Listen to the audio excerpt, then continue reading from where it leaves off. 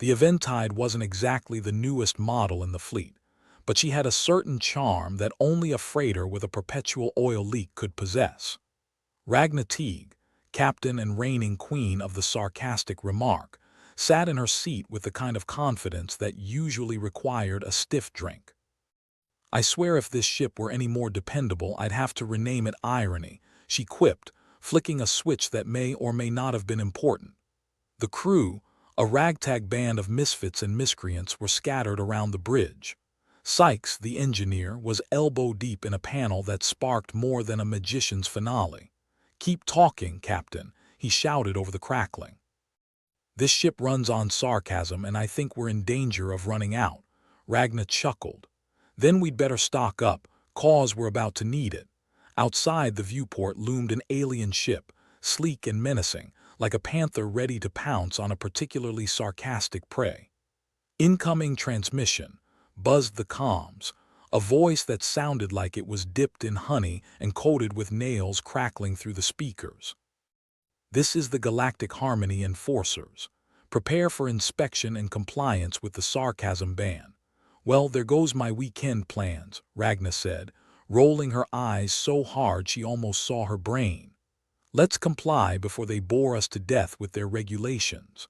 The crew snapped into action, which for them meant moving at a pace slightly faster than a sloth on vacation. Harper, the navigator, leaned back in her chair, feet up on the console. "What do you reckon they got against sarcasm? You think one of them got roasted so bad they decided to make it illegal? Bet their supreme leader has the personality of a dry biscuit," Ragnar replied, tapping the console to send back a very formal, very insincere compliance signal. The alien ship's docking sound was akin to a vacuum cleaner devouring a sleeping cat. The Eventide shuddered, almost as if in disdain.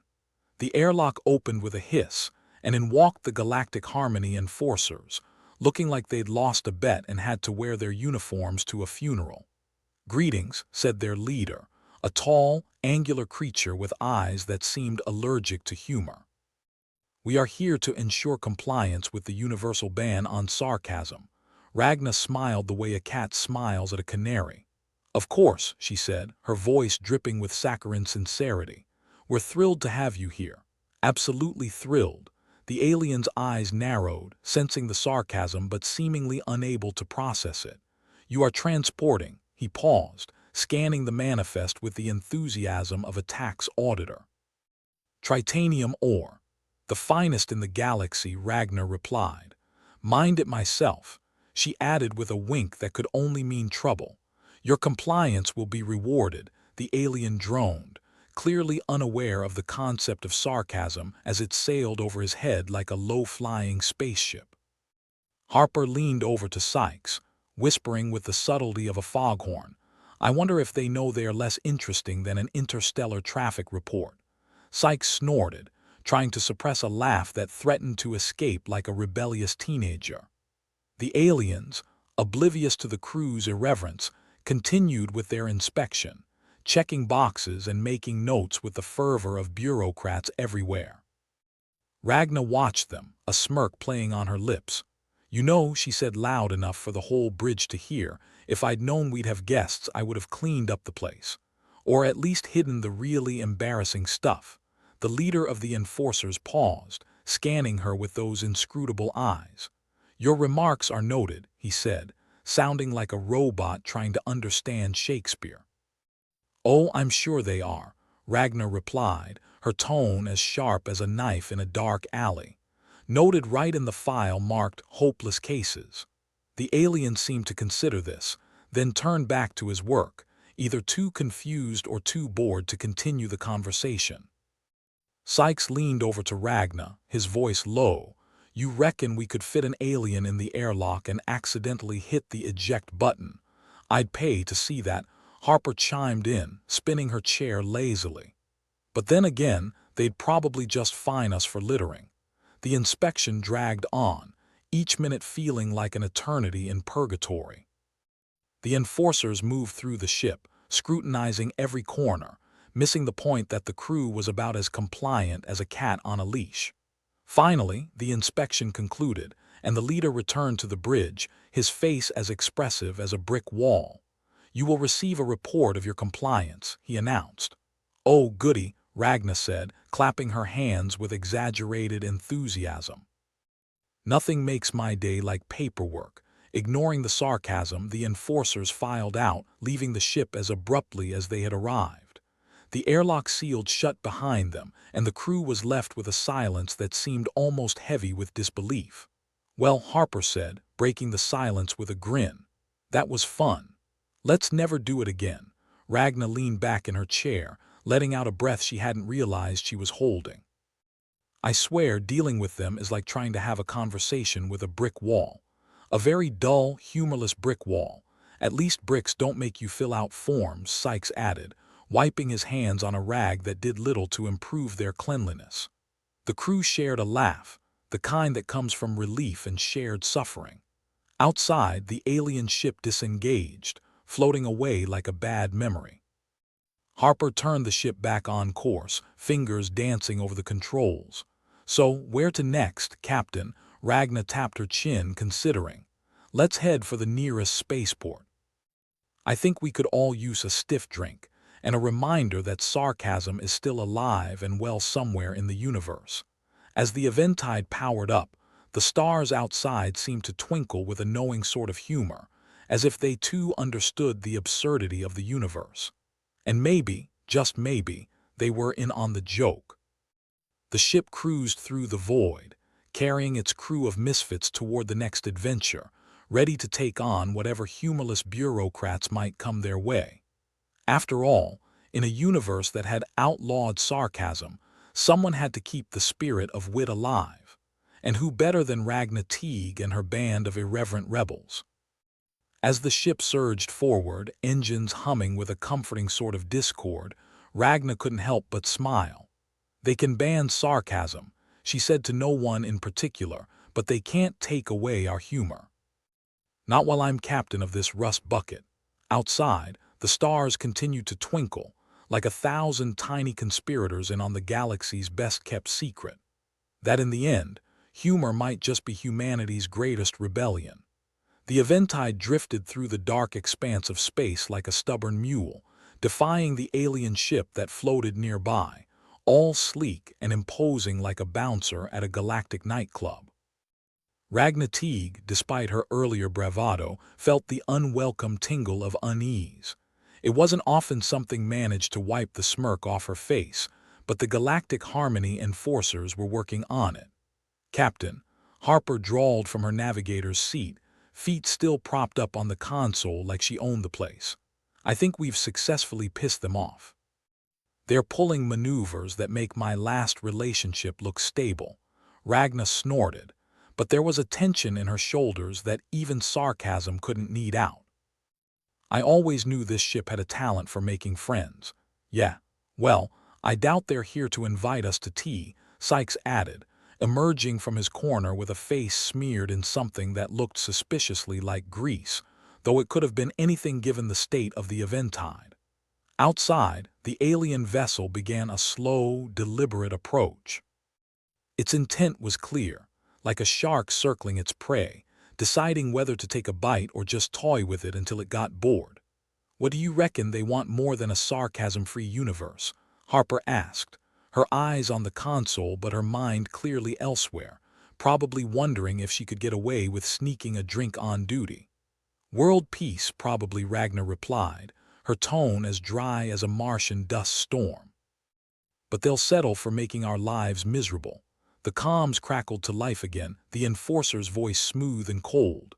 "Eventide, comply with the sarcasm ban or face direct action." "Direct action, eh?" Ragna said, raising an eyebrow. "Sounds like they're offering us a stern talking to. Maybe even a timeout." Sykes fiddled with the control panel, his brow furrowed in concentration. "They're powering up weapons, Captain."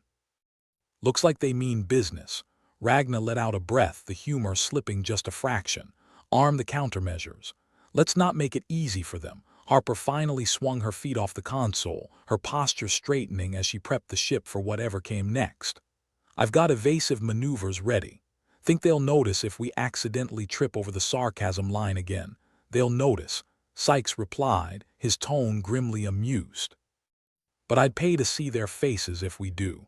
Outside, the alien ship loomed closer, its weapons systems humming like an angry swarm of bees. The challenge was clear: comply or be reduced to space debris.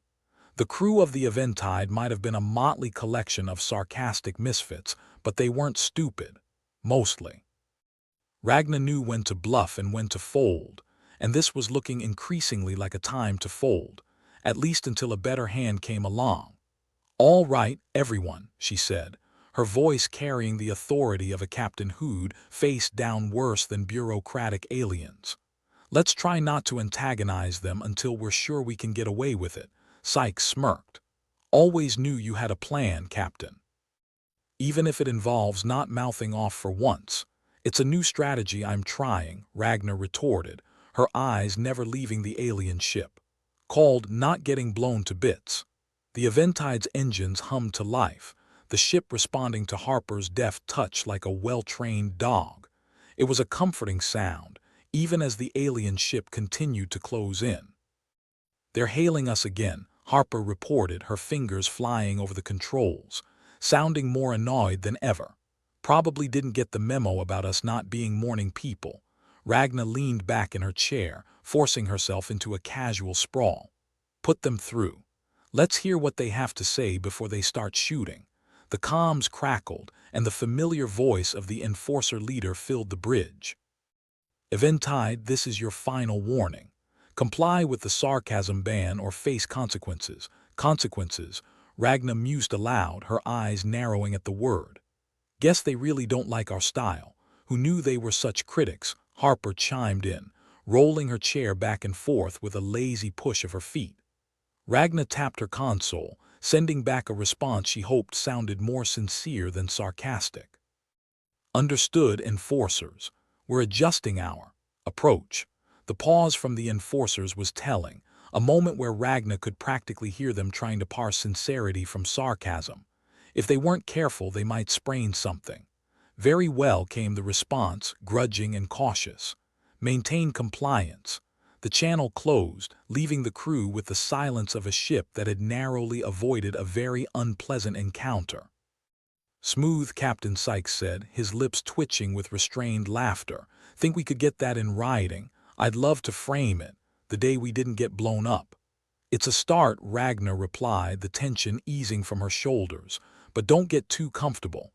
We're not out of the void yet." Harper sighed, spinning in her chair. "So what's the plan? Do we toe the line until they get bored and leave us alone?"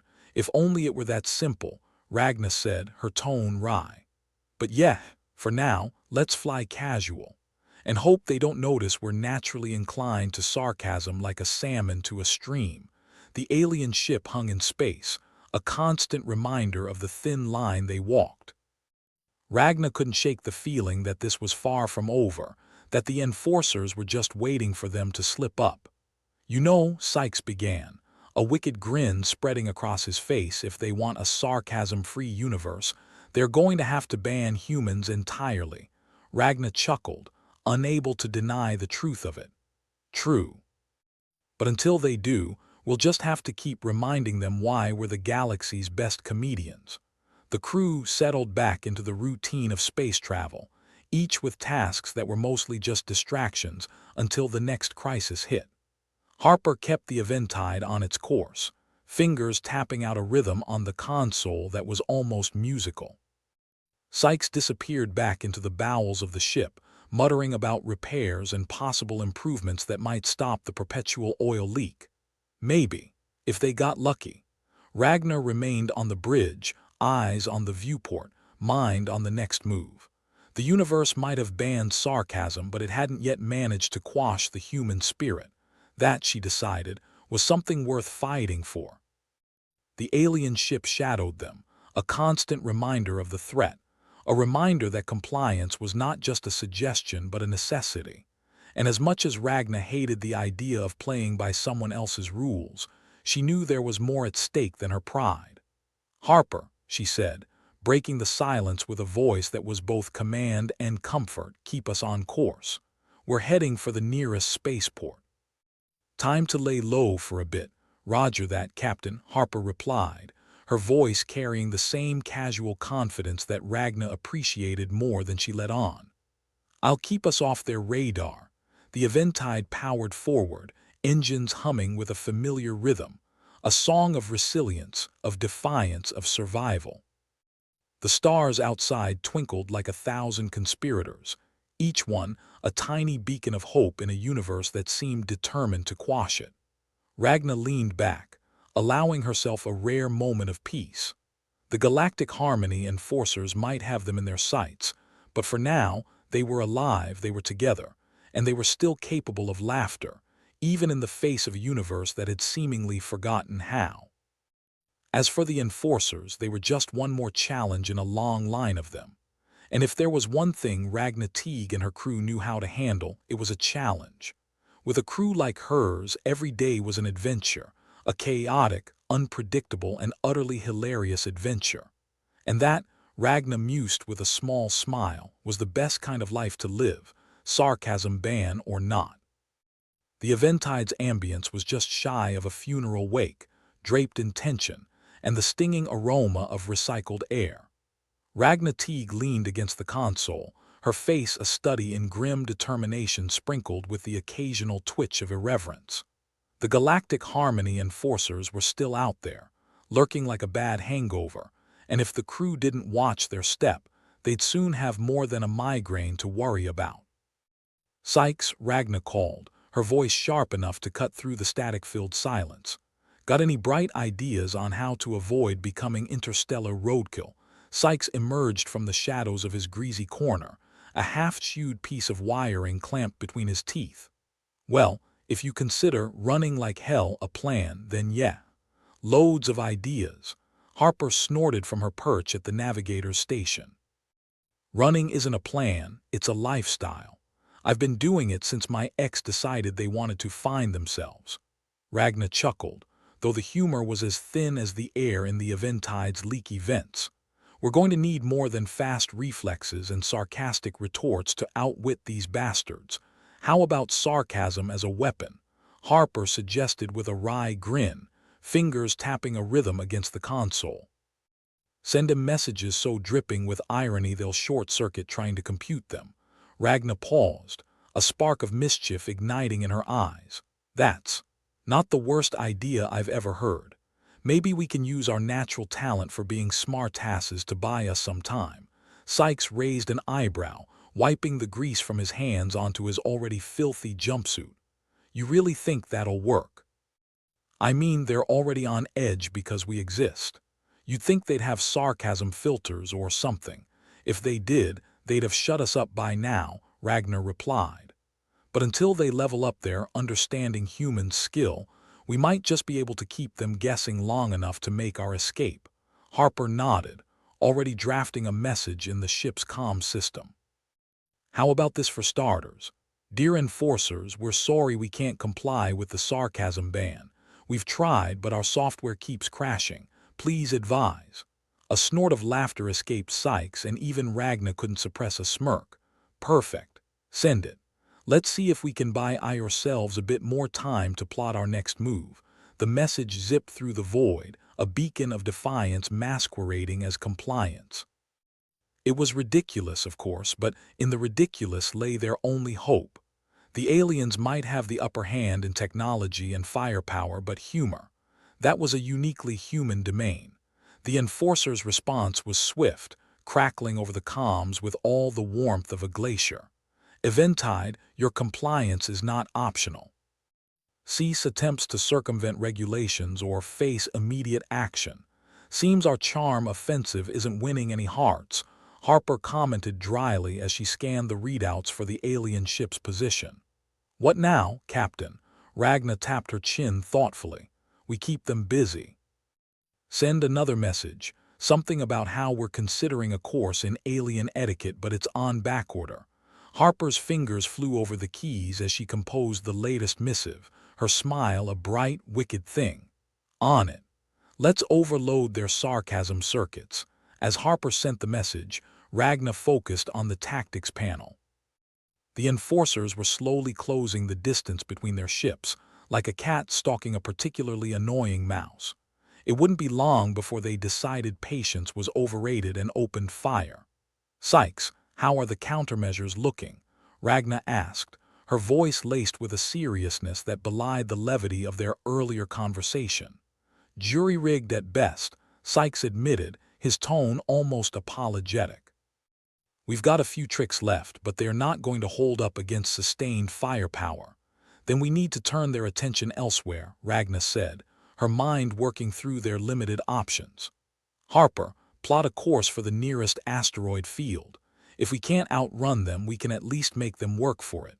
"Risky," Harper noted, her eyes narrowing as she computed the trajectory, "but maybe crazy enough to work." Asteroids don't care about sarcasm after all. The Eventide's engines roared to life, a sound that was both a promise and a threat. They surged forward, the distant asteroid field a speck in the void, a potential sanctuary in a universe that seemed to be running short on them.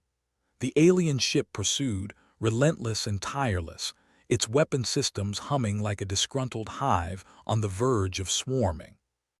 Ragna could feel the weight of it pressing down on them, a reminder that their lives hung by the thinnest of threads. "Harper, how close are we?" Ragna asked, her eyes flicking between the viewport and the tactical display. "Close enough to start sweating," Harper replied, her voice steady despite the tension. "But the asteroids could buy us some time. They'll have to slow down unless they fancy turning into cosmic scrap." "All right," Ragna said, her voice firm. "Let's play to our strengths. Keep sending those messages, Harper. Sykes, get ready to deploy countermeasures if they get twitchy." "Aye," Captain Sykes said, already moving to his station, a mix of determination and mischief in his eyes. The asteroid field loomed larger, a sprawling mass of rock and debris that promised equal parts danger and opportunity. The Eventide plunged into it, weaving between the obstacles with a grace that belied its battered exterior. Behind them, the alien ship hesitated, its sensors struggling to track the rapid, unpredictable movements of the Eventide. It was a small victory, but in this game, every second counted. "Message from the enforcers," Harper announced, a grin spreading across her face. "They're demanding we explain our unauthorized maneuvers." Ragna laughed, a sound that was equal parts defiance and relief. "Tell them we're practicing for the intergalactic hide-and-seek championships." "Thought they'd make a good referee," Harper obliged, her laughter joining Ragna's in a chorus of rebellion. It was absurd, reckless, and possibly the most fun they'd had in weeks. The enforcers, however, were not amused. Their response, when it came, was a volley of energy blasts that sliced through the asteroid field, tearing through rock and empty space in a dazzling display of power. "Countermeasures," Ragna barked, her own pulse racing with the thrill of the chase. Sykes deployed the ship's meager defenses, a scatter of decoys and flares that lit up the void like a fireworks show. The alien weapons tracked the false signals, buying the Eventide precious moments to maneuver. The ship danced through the chaos, a testament to human ingenuity and sheer bloody-mindedness. Each near miss was a reminder of the stakes, but for now, they were still in the game. "How long can we keep this up?" Sykes asked, his voice tight with the strain of their precarious situation. "Long enough," Ragna replied, though whether it was reassurance or bravado even she couldn't say. "We're not out yet. Keep them guessing. If they can't predict us, they can't catch us." Harper sent another message, her words a mixture of sarcasm and strategic misdirection. "Apologies for the inconvenience, enforcers. We're currently undergoing a systems recalibration. Please hold. Your pursuit is very important to us." The asteroid field became their playground, a place where speed and cunning held sway over brute force. The Eventide twisted and turned, a blur of motion in a universe that seemed determined to stop them. Ragna knew they couldn't keep it up forever, but for now, they were alive. The enforcers might have the bigger guns, but the crew of the Eventide had something far more valuable, a refusal to go quietly into the night. The minutes stretched into an eternity, each second a heartbeat filled with tension and adrenaline. Ragna's gaze flicked to the tactical display, noting the alien ship's position, its weapons still hot on their trail. "They're persistent, I'll give them that," Ragna muttered, more to herself than anyone else. Harper responded with another burst of sarcasm. "Guess they didn't get the memo about the futility of chasing humans. We don't play by the rules." The enforcer's latest salvo went wide, distracted by another of Psyche's decoys. It was a small victory, but one that fueled their resolve. They couldn't outgun them, but they could outthink them, outwit them, and above all, outlast them. "Captain, any brilliant ideas on making this chase less life-threatening?" Sykes asked, his voice a mix of tension and optimism. "Keep at it," Ragna said, her tone unwavering. "We just need to hang on until they realize we're not worth the fuel expenditure. Or until we find a better hiding spot." The asteroid field stretched out before them, a labyrinth of stone and space, promising safety if they could just keep their nerve. The enforcers might have power and precision, but the Eventide had desperation, and a crew that refused to surrender. "You know," Harper said, her voice light with humor despite the circumstances, "there's something liberating about being a thorn in the side of intergalactic law enforcement. Think we could make it a full-time job?" Ragna laughed, the sound loud and glorious in the confined space. "Why not? We're already on their most wanted list. Might as well make it worth their while." The Eventide continued its dance through the asteroid field, each movement a testament to the audacity and spirit of its crew. They were underdogs in a universe that favored the strong, but if there was one thing Ragna Teague understood, it was that strength came in many forms. For now, they would keep running, keep laughing in the face of adversity, and keep sending their messages. A beacon of human defiance in a galaxy that seemed to have forgotten how to laugh. And as long as they had breath in their bodies, they would continue to defy the odds, driven by the simple truth that sometimes the best weapon was a good joke and the will to keep telling it. "Well, here we are," Ragna muttered, watching the asteroid field dance across the viewscreen like a rock concert with delusions of grandeur. The Eventide was still the underdog in a game rigged for the house, but you played the cards you were dealt, even if they were more of a cruel joke than a winning hand. "Glorious, isn't it?" Sykes smirked from his post, where he was probably contemplating how many parts of the ship could come away in his hands before something truly catastrophic happened. "Gloriously screwed, you mean," Harper chimed in, her eyes glued to the tactical monitor. "It's like watching a dog chase its own tail, only if the tail had a laser cannon and a vendetta." Ragna chuckled, though it sounded more like a cough, a reminder that the recycled air was more flavor than fresh. "You know, if the enforcers had any sense, they'd just sit back and let us crash ourselves to death. Would save them a lot of energy." "Too logical," Sykes replied, reaching for a greasy tool that probably had more in common with a metal kebab skewer than anything from the maintenance manual. "And you know what they say about logic and bureaucracy, strangers in the night." As they barreled through the asteroid field, a message came through, and Harper's expression soured like she'd just bitten into a lemon. "Incoming from the enforcers, they're requesting we acknowledge their superiority," Ragna snorted. "Acknowledge this," she said, flicking a rather rude gesture at the console, much to Sykes' amusement. "Send them a message," Sykes suggested, his voice dripping with sarcasm. "How about acknowledgement pending? Please hold while we flip you the bird in 5 different languages." Harper tapped away at the console. "Message sent. Let's see if that rustles their circuits." The ship lurched, a not-so-gentle reminder that the Eventide's idea of smooth sailing was a little like asking a cat to swim. Ragna leaned into the console, frowning at the readouts. "Harper, status." "Well," Harper deadpanned, "we're not dead yet, but ask again in 5 minutes." The enforcers weren't about to let a bunch of sarcastic humans get the better of them. Their next move was as predictable as it was inevitable, a volley of EMP that danced across the Eventide's hull like malevolent fireflies. "Ah, hell," Sykes cursed, slamming a fist into the console as the lights flickered ominously. They've clipped our wings. Engines are down to half. Looks like the fun's just starting. Ragna grimaced, though inwardly she was impressed they'd held out this long. Harper, reroute whatever power we've got left to shields.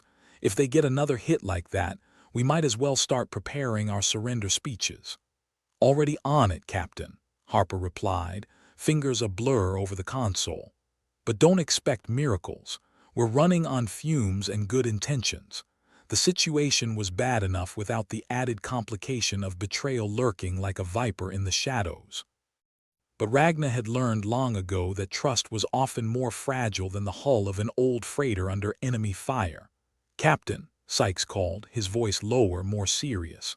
"We've got a problem over by engineering. Looks like someone's been messing with the coolant system. Could be sabotage." "Figures," Ragna growled, her eyes narrowing to slits. "Just when I thought things couldn't get worse." "Who's the likely suspect?" "Gotta be Fenton," Harper said without hesitation, her tone dripping with disdain. "Guy's got a face only a mother could love, assuming she wasn't too fond of him either." Ragnar rubbed her temples, feeling the beginnings of a headache that promised to be as unwelcome as an enforcer audit. "Great. So not only are we being hunted by Sarcasm police, but now we've got a turncoat on board.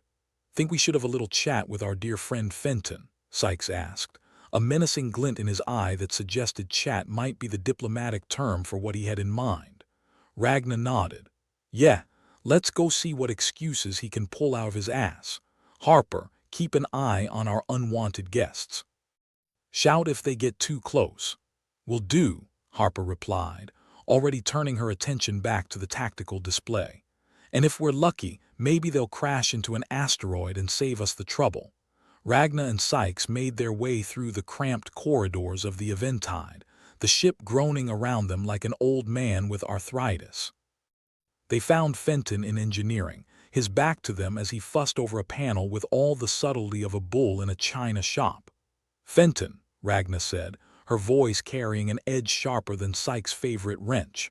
Fenton spun around, his expression a mask of innocence that didn't fool anyone. "Captain, I was just screwing us over," Sykes finished for him, crossing his arms. "Yeah, we noticed." The weasel of a man had the gall to look offended. "I don't know what you're talking about. I'm just doing my job." "Funny," Ragna said, stepping closer. "Because last I checked, sabotaging your own ship isn't in the job description." Fenton's eyes darted to the side, the universal sign of a man caught with his hand in the cookie jar. I have my reasons. Bet they involve a nice fat payday from the enforcers," Sykes said, his tone dripping with contempt. "Think of it as survival," Fenton snapped, some backbone finally making an appearance. "They promised safe passage if I helped them capture the ship." Ragna shook her head, disappointment heavy in her chest. "And you believe them?" "They're called enforcers, Fenton, not the Galactic Good Samaritans. They're not going to take prisoners," Sykes added, his voice dark. "They'll cut you loose the moment you're not useful." Fenton seemed to deflate, his bravado evaporating like smoke on the wind. "I didn't have a choice. It's them or us." "Should have picked us, idiot," Ragna said, her voice cold. "Now we have to clean up your mess." She motioned to Sykes, who moved forward to secure Fenton with a pair of restraints that looked like they'd been repurposed from an old janitor's closet, likely because they had been. As they dragged Fenton away, Ragna couldn't help but think that betrayal always came at the worst possible time. But then, when wasn't a bad time to have your own crew turn on you? Back on the bridge, Harper greeted them with a grim smile.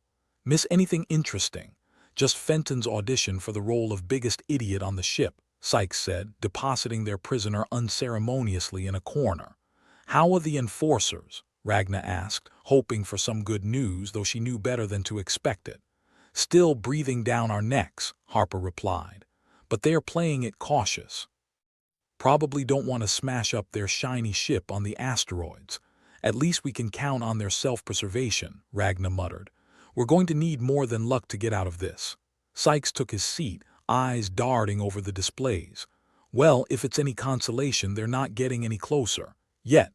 "Small mercies," Harper said, her tone wry. "So what's the plan now, Captain?" We can't keep playing tag forever, Ragna thought for a moment, weighing their options.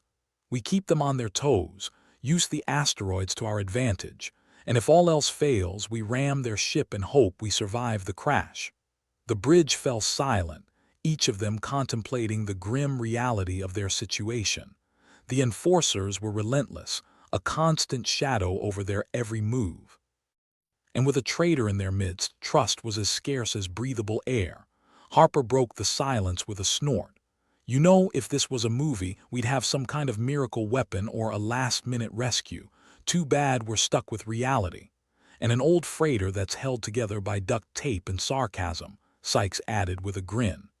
Still better than nothing, Ragna said, her voice firm. Let's make them regret underestimating us. They returned to their stations, each movement punctuated by the ever-present hum of the ship. The enforcers were still out there, lurking like a bad smell that refused to dissipate. Ragna knew they couldn't rely on luck, but she also knew that sometimes sheer stubbornness was just as good. As long as the Eventide could fly, they'd keep fighting, keep running, and keep laughing in the face of overwhelming odds. Because when it came down to it, the crew of the Eventide had nothing to lose but their lives, and they'd be damned if they gave those up without a fight. Captain, Sykes drawled, leaning back in his seat with the kind of exhaustion that suggested caffeine might qualify as a religion soon. I've got good news and bad news. Ragna, feeling like she'd aged a decade in the last 10 minutes, raised an eyebrow. Let's start with the good news. I could use some. Well, Sykes smirked, the good news is we're still alive to hear the bad news. Ragna snorted. And the bad news? The bad news is that with our current supplies, we'll be eating like the galaxy's poorest hipsters in less than a week. And that's if we start considering air filters as a seasoning. That's not news, Harper chimed in, eyes still glued to the tactical monitor. That's just life on the Eventide. True, Sykes conceded. But I thought it might brighten your day. Ragna sighed, the weight of their predicament settling on her shoulders like a particularly unflattering shawl. All right, let's hear it. What do we have? 4 cans of protein slop, 3 water purifiers that aren't working, and enough rust to start a new planet, Sykes listed, ticking each item off his fingers like a grim Santa Claus. Oh, and a half-empty bottle of something that claims to be whiskey.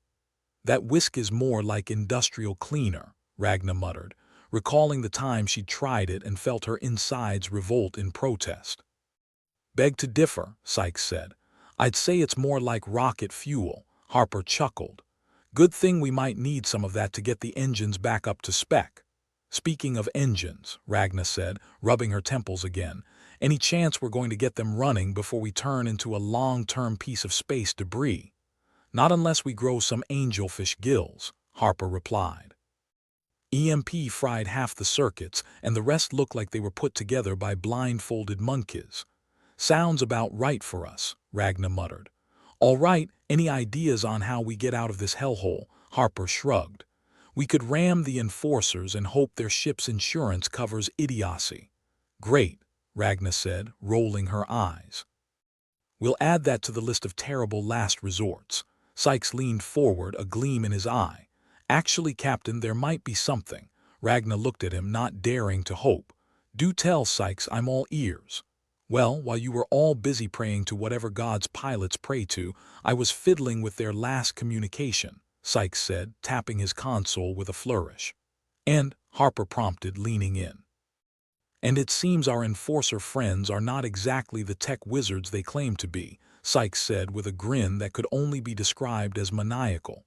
They've got a flaw in their communication system, Ragna perked up. A flaw? Sykes nodded. Yeah, a big one. It's like they built their ship with cut-rate parts and called it a day. How the hell did they miss that? Harper asked, incredulous. Same way we missed Fenton's loyalty issues probably, Sykes replied. But it looks like we can intercept their signals, maybe even scramble them. Ragna's thoughts raced. So, you're saying we could send them false orders, maybe even get them to back off? Possibly, Sykes said, his grin widening. Or make them think a giant space chicken is coming to lay its eggs on their heads.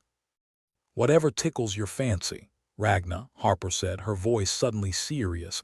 This could be our chance to turn the tables. If we can mess with their communications, we might actually have a shot.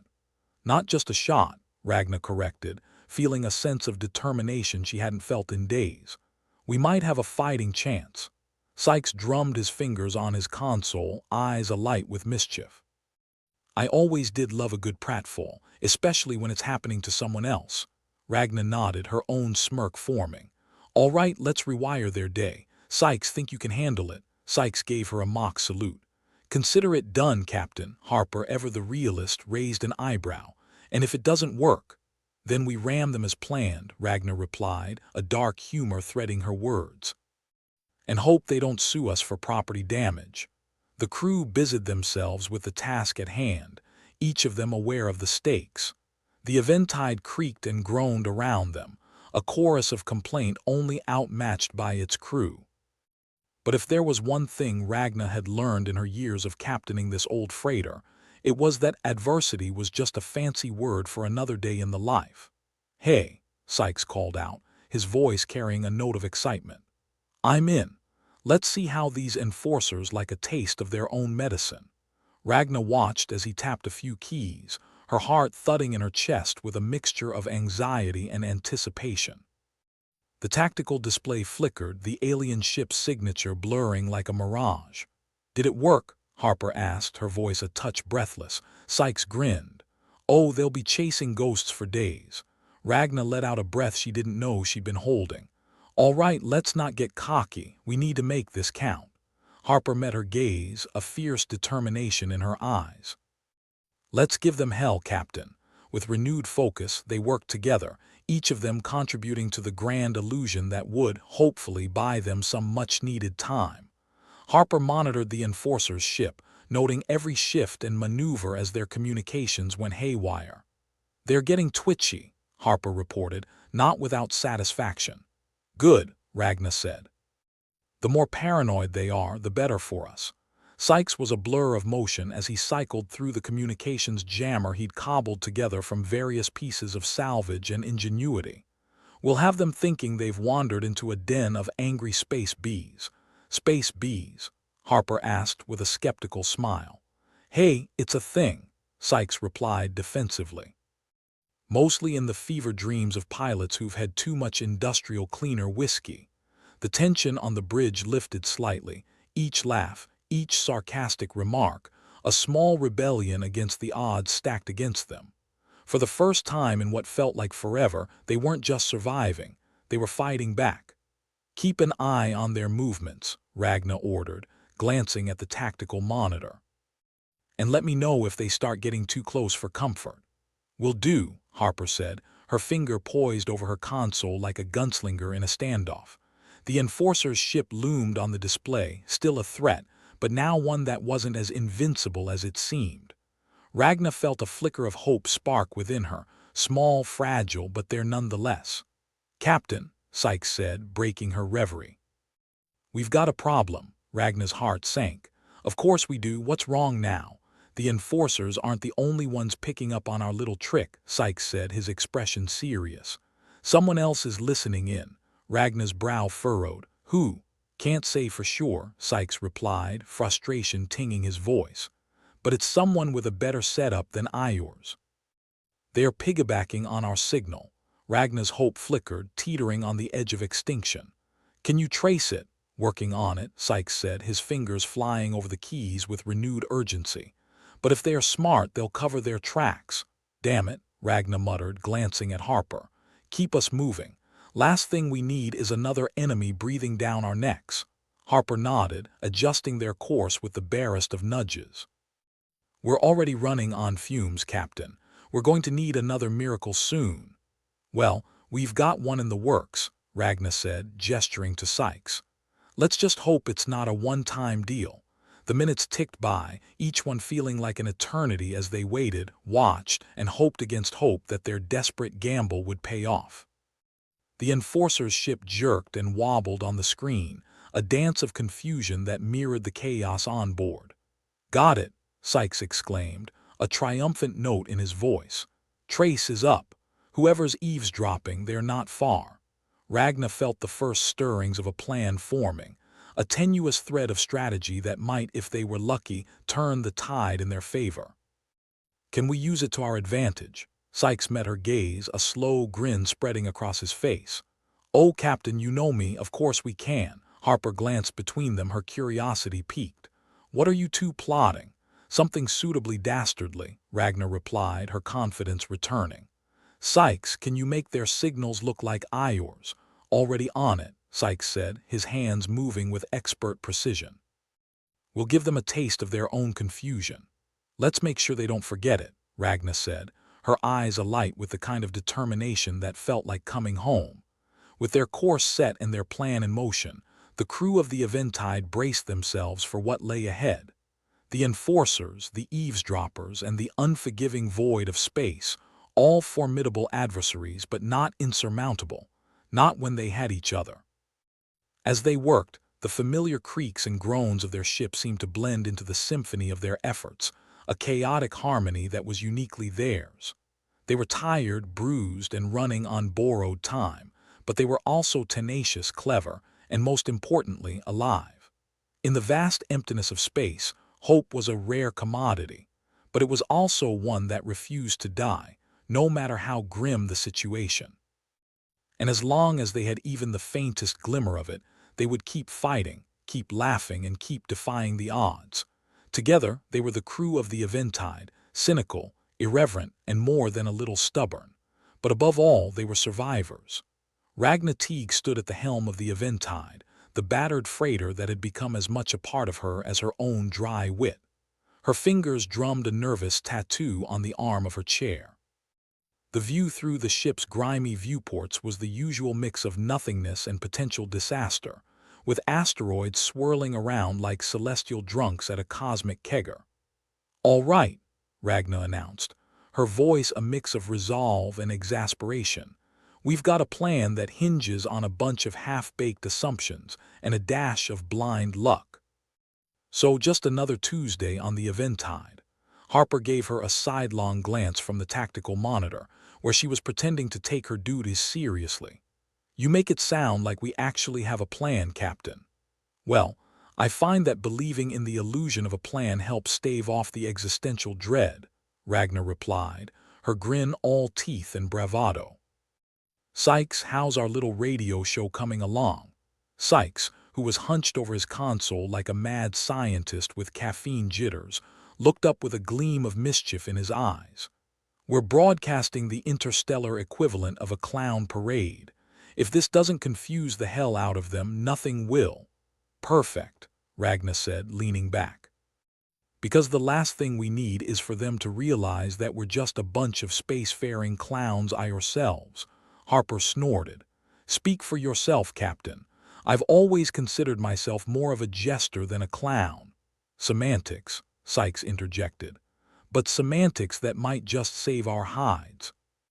"I've got their comms dancing the cha-cha while our mystery eavesdroppers are getting a second-hand dose of chaos." Ragna nodded, feeling a flicker of hope spark within her tired, cynical heart. "All right, let's keep them guessing. Harper, make sure we're not on a collision course with anything particularly solid." "Already on it," Harper said, adjusting their trajectory with the barest touch. "Though I can't promise we won't hit something eventually. Space is big, but we're just that unlucky." "Unlucky's been our middle name since we left port," Sykes quipped, his fingers flying over his console. Ragna chuckled despite herself. "Unlucky or not, we've got some cards up our sleeves for once. Let's see how they like having the deck stacked against them." As the Eventide danced its ungainly waltz through the asteroid field, Ragna couldn't help but marvel at the resilience of her crew. Misfits and miscreants, perhaps, but they were her misfits and miscreants. And together, they might just have a shot at pulling this off. "Sykes, anything on the Mystery Channel?" Ragna asked, her mind racing with possible scenarios, each more improbable than the last. "Still working on it," he replied, his voice a low rumble of concentration.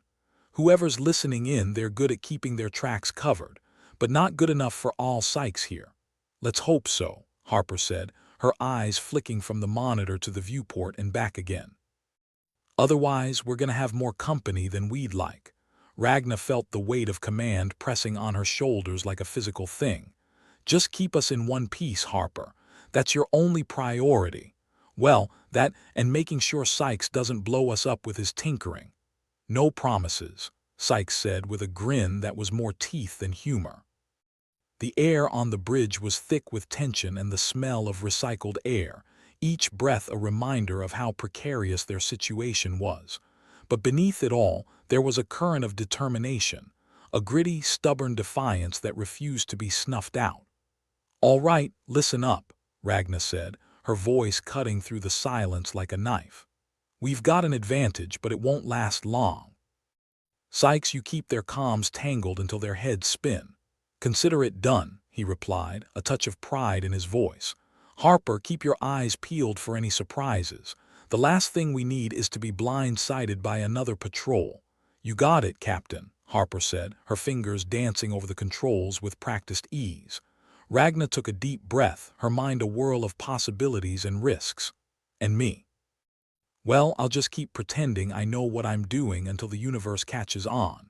The bridge fell into a focused, deliberate silence as each of them took their roles in the fragile tapestry of their plan. For all the snark and sarcasm that flowed between them, there was an unspoken understanding, a bond forged in the fires of shared adversity. "Incoming transmission," Sykes announced suddenly, his voice sharp with tension. Ragna's heart skipped a beat. "From the enforcers," Sykes shook his head, his expression unreadable. "No, our mysterious interloper." "Patch it through," Ragna ordered, her mind racing. The voice that filled the bridge was smooth and mocking, each word dripping with arrogance.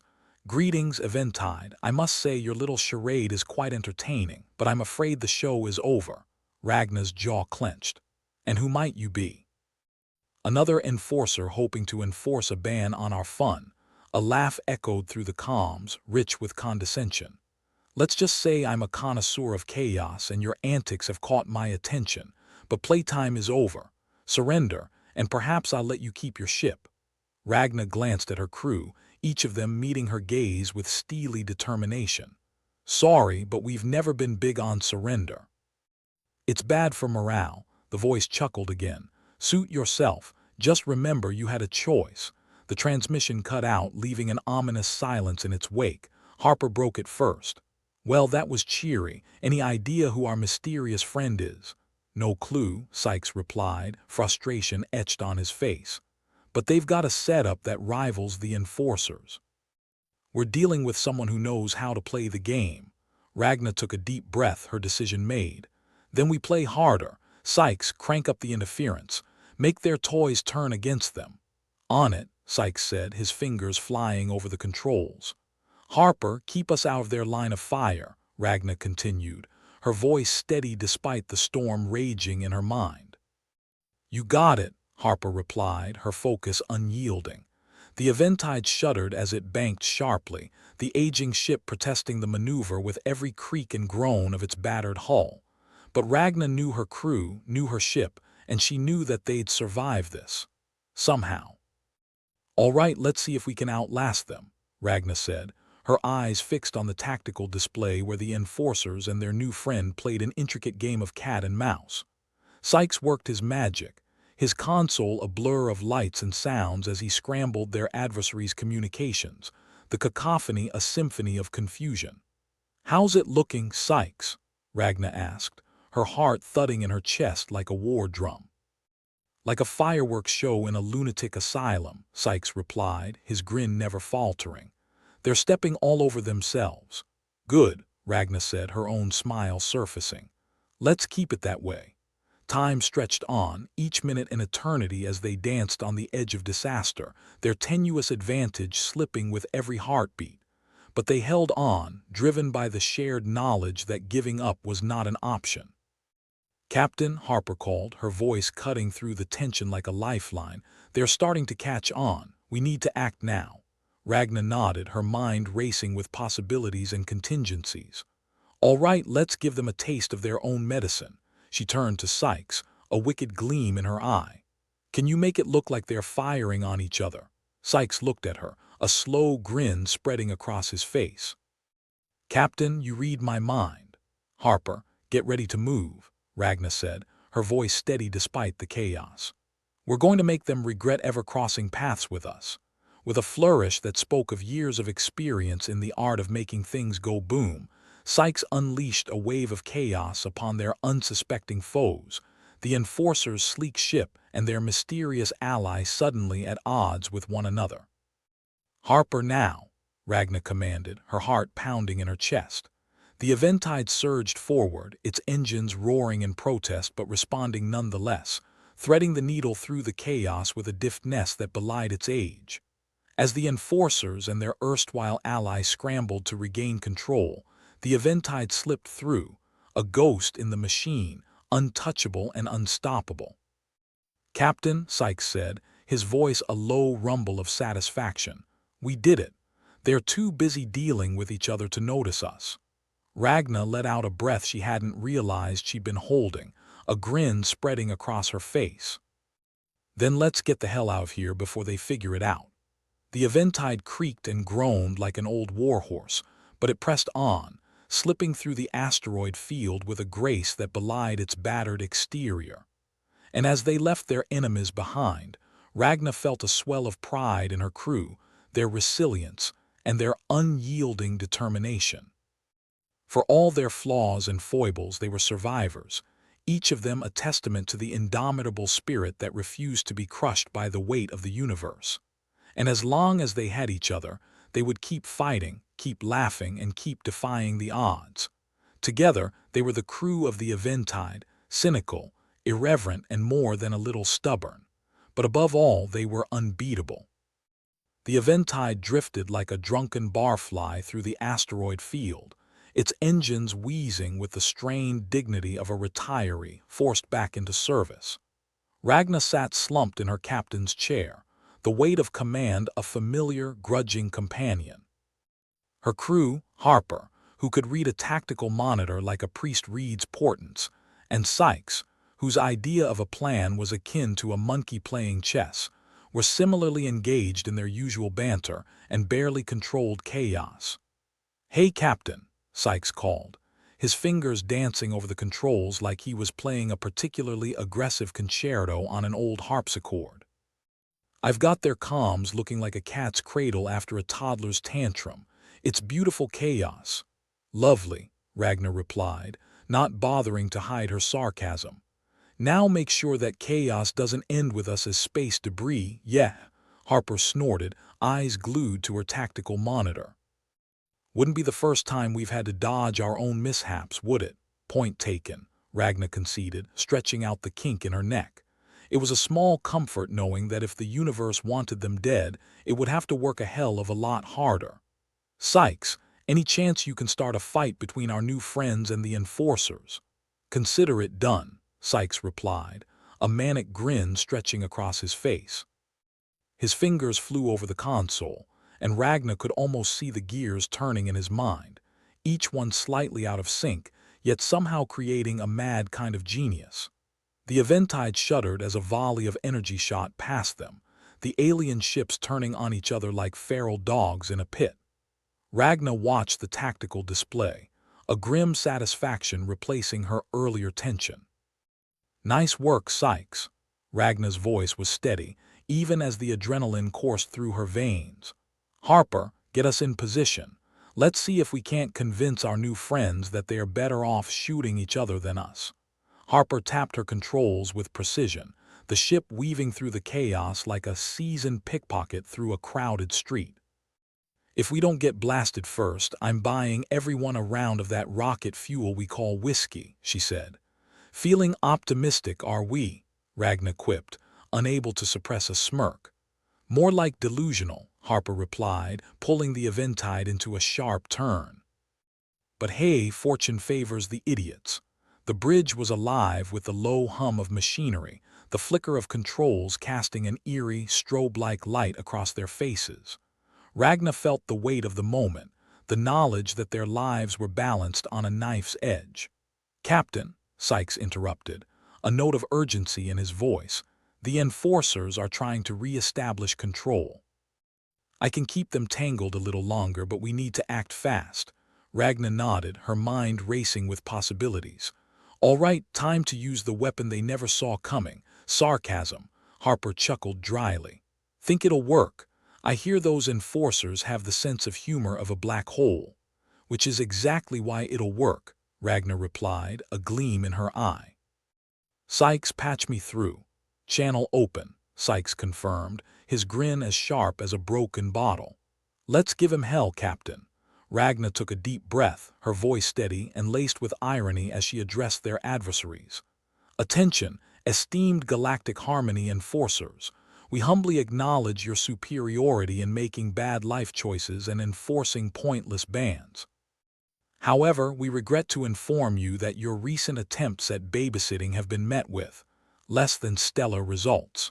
A brief pause, then the voice of the enforcer captain crackled through the comms, dripping with indignation. Your insolence will not be tolerated. Cease your resistance immediately. Oh, we would, Ragna replied, her tone smooth as silk, but we seem to have misplaced our care for your threats somewhere between overbearing and laughable. Perhaps you could send a search party. The channel went silent, and Ragna could imagine their adversaries spluttering with rage. Beside her, Harper was openly laughing, and even Sykes was biting back a grin. Captain, they are redirecting fire onto each other, Harper reported, her voice tinged with disbelief. Looks like they are more focused on saving face than shooting at us. Ragna allowed herself a small smile. Good. Let's get the hell out of here before they remember we're still in the firing line. The Eventide surged forward, engines protesting but holding together by sheer stubbornness. The ship skirted the edge of the chaos, its crew working in unison, each move calculated to keep them one step ahead of disaster. Captain, Sykes said, his expression one of pleased surprise, I think they bought the whole act. They're too busy trying to sort out who's in charge to notice us. Great, Ragna replied, her grin widening. Let's keep it that way. Harper, plot a course for the nearest unmonitored sector. We could use a little peace and quiet. On it, Captain, Harper said, her fingers flying over the controls with practiced ease. As the Eventide slipped away from the firefight, the tension on the bridge slowly ebbed, leaving behind a charged silence. Ragna felt the familiar rush of post-adrenaline calm, the knowledge that once again they'd beaten the odds if only for another day. Well, Harper said, her voice cutting through the stillness, that was almost fun if you ignore the imminent death part. Yeah, but isn't that the best part? Sykes replied, his grin as irrepressible as ever. Ragna shook her head, amusement coloring her tone. You two are incorrigible. Remind me why I keep you around. Because without us, you'd be bored out of your mind, Sykes shot back, mischief dancing in his eyes. And because somehow, against all odds, we actually pull this stuff off, Harper added, a smirk playing on her lips. Fair point, Ragna conceded, her expression softening. All right, folks, let's get clear of this mess and take stock of the damage. Sykes, give the engine some TLC.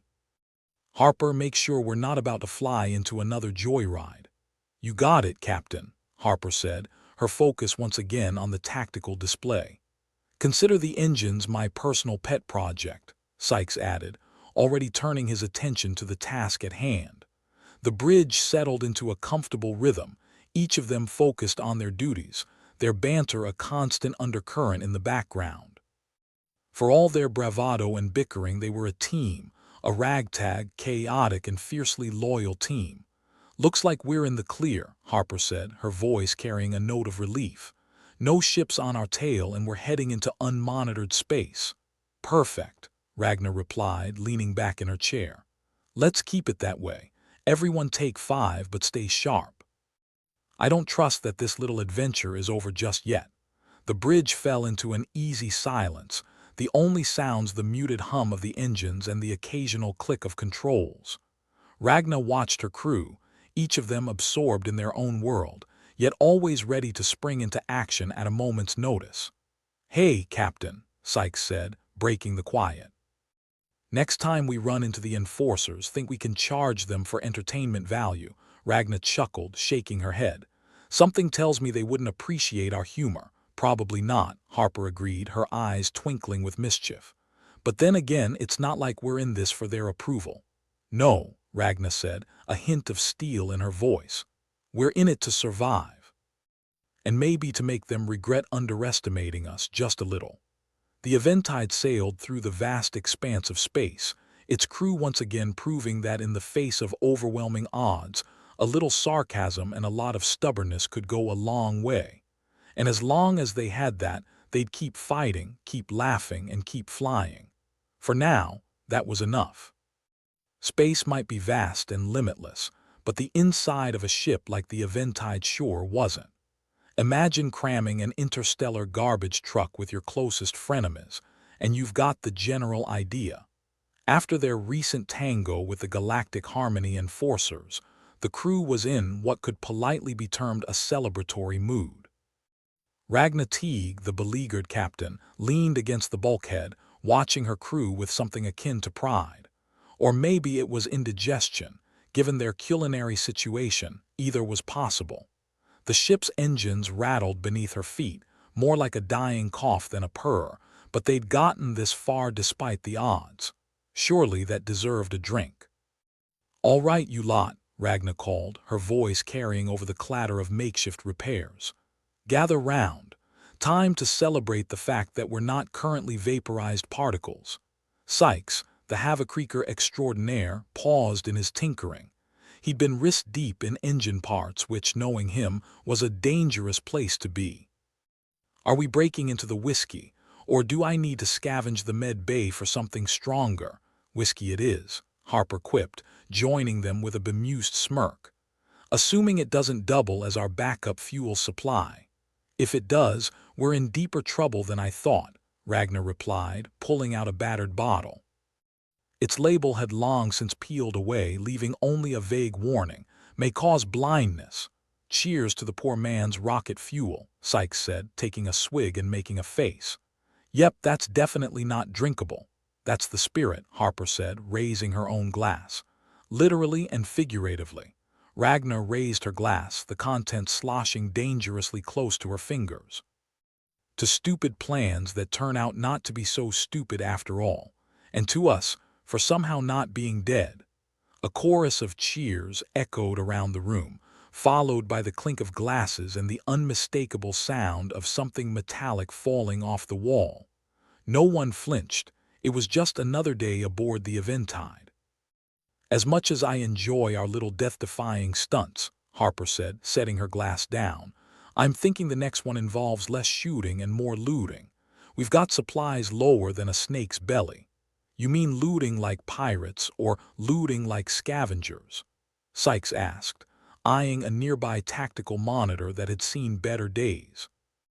"I prefer resource acquisition specialists," Ragna interjected, a wry smile tugging at her lips. "It's got a civilized ring to it." "Call it what you want," Sykes shrugged. "As long as we get it done and don't starve in the process." Ragna nodded, considering. "There's an old salvage station a few sectors over. It's usually off the Enforcer's radar. We could try our luck there." "Sounds promising," Harper said, perking up. "As long as it's not another of those unmanned outposts that turns out to be full of trigger-happy drones." "Hey, at least the drones don't enforce a sarcasm ban," Sykes added, a mischievous glint in his eye. "No, they just shoot on sight," Harper replied dryly. "I'd rather deal with bad jokes than good aim any day." The conversation drifted into comfortable familiarity, their banter a soothing balm over frayed nerves. This was what kept them going, the laughter amidst chaos, the camaraderie in adversity. It wasn't much, but it was theirs. Ragna leaned back, the hard edge of the console digging into her spine. "Harper, run diagnostics on our water purifiers." "Last I checked, they were turning out more sludge than water," Harper groaned. "You know, in some cultures, sludge is considered a delicacy." "Yeah, maybe we should invite the Enforcers over for a taste." "Assuming they can handle the sarcasm," Sykes chimed in. "Though if they can't handle that, I doubt they'd survive our cooking." Ragna chuckled. "Here's to hoping they never find out then." The repairs continued, each crew member absorbed in their tasks, their banter echoing through the corridors like a half-remembered song. The Eventide might have been a patchwork of failing systems and questionable modifications, but it was home, at least for now. "Captain," Harper said, breaking the silence, "I've got the diagnostics running. If we're lucky, they might even finish before the heat death of the universe." "That's optimistic," Ragnar responded, hiding a grin. "In the meantime, see what you can do about our sensor arrays. If we're going to hail a derelict station, I'd like to see it before we crash into it." "On it," Harper replied, already moving to another console. Ragnar watched them work, the rhythm of their movements a steady pulse against the chaos of the universe. They weren't perfect, not by a long shot, but they were hers, and in a galaxy as vast and uncaring as this one, that meant something. "Hey, Sykes," Harper called, looking up from her console. "You think you can rig our comms to broadcast a distress signal without actually distressing anyone?" "Sure, if you don't mind it sounding like a drunken plea for attention," Sykes replied, grinning. "I can even add some static for authenticity." "Perfect," Harper said, nodding appreciatively. "Make it happen." As Sykes set to work, Ragnar felt a familiar warmth spread through her chest. It wasn't much, just the faint ember of hope, the knowledge that they'd survived yet another close call, but it was enough to keep her going. "Captain," Sykes said, breaking her reverie, "think we'll ever get to a point where we're not running from something or someone?" Ragnar considered the question, her eyes distant. "Maybe, but where's the fun in that?" "True," Sykes conceded, his expression thoughtful. "Guess it wouldn't be the same without the occasional explosion. And the frequent threat of death," Harper added, a wry smile playing on her lips. "Exactly," Ragnar said, feeling the weight of her command lighten, if only for a moment. "Wouldn't have it any other way." The crew fell into a comfortable silence, the hum of the engines a soothing backdrop to their thoughts. They might not have had much, a leaky ship, questionable whiskey, and a penchant for sarcasm, but they had each other, and in the end that was enough. "Harper," Ragnar said, breaking the quiet, "how's our course looking?" "Steady as she goes," Harper replied, her focus on the tactical display. "We'll hit the salvage station by morning if the stars align." "Assuming they don't have other plans," Sykes added, his tone laced with mock suspicion. Ragnar smiled, feeling a rare sense of peace settle over her. "Then let's hope for a little celestial cooperation." And as the Eventide sailed through the void, its crew united in purpose and humor, Ragnar knew they'd face whatever came next with the same irreverent determination that had seen them through so many trials before. They might not have been the galaxy's most celebrated heroes, but they were survivors, scrappy, unyielding, and always ready with a quip or a laugh. In a universe as indifferent as theirs, that was more than enough. "Here's to another day," Ragnar said, raising her glass. "And to more bad jokes," Harper added, clinking hers against Ragnar's. "And to not getting vaporized," Sykes finished, joining the toast. They drank together, their laughter echoing through the ship, a small, resilient beacon against the encroaching dark. And as the Eventide continued its journey, its crew knew they'd face whatever came next with humor, determination, and a healthy dose of sarcasm. For now, that was enough. And in this vast, unpredictable galaxy, it was everything.